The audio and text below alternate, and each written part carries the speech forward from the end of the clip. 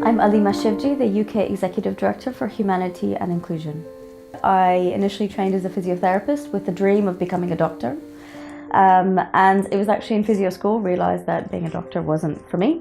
Slowly progressed my career really from ground up, I suppose. So initially working very much as a physiotherapist, training local health workers, providing direct support, direct services, and working my way up to country director eventually in Haiti after the big earthquakes in 2010, and moving to London to take over the CEO or the executive director role here in 2012. The only time I suppose I felt any barriers were in South Asia specifically, sometimes being seen as less important. So if I went to go see, I remember, I won't say which country it was in, but I remember one of the countries I was working in with the Ministry of Health, and went to a meeting with a colleague of mine, and I was actually in charge of the project that we're working on. We were training health workers in that country, and the doctor in front of me would not talk to me. He would only talk to my white male colleague. So was it because he was a male and I was a female? Was it because he was foreign and I looked like I was local? I'm not really sure, but certainly that was an area where, that was probably the most stark example I'd have of where I really felt a barrier stopping me from doing something. Don't let barriers that you're seeing or you're perceiving knock your confidence.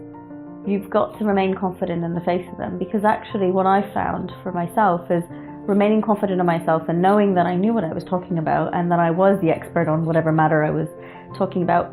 Ultimately, it does change people's minds, and I did see that. I saw that with this example with the Ministry of Health, where, you know, when at the end of my time there, one of the people I had a lot of difficulty with said, you know, when you arrived, I didn't trust that you'd be able to do anything, but now I've seen what you've been able to do for our community, and actually I've been telling my daughter I want her to become like you. If you're confident in yourself, people will see beyond whatever barrier that they've created, whatever they've imposed, their perceptions they've imposed on you, and you will be able to succeed. Definitely role models have played a big part in my life. First, I suppose really distinct role model that sticks out to me would be my grade 6 teacher, Mrs. Keeney, Marlene. Now we're still in touch. She was my French teacher, but also taught a couple of other classes I was in, and what I remember from her is she really told us that you should never let anything stop you. And she showed us that through the way that she taught, the way that she was, and she reinforced that in all the messages that she gave us, and that was really powerful to me, I think. And I guess, yeah, I mean, of all the sort of teachers I had over the years, she's the only person I still stay in touch with, and she really made a mark on me.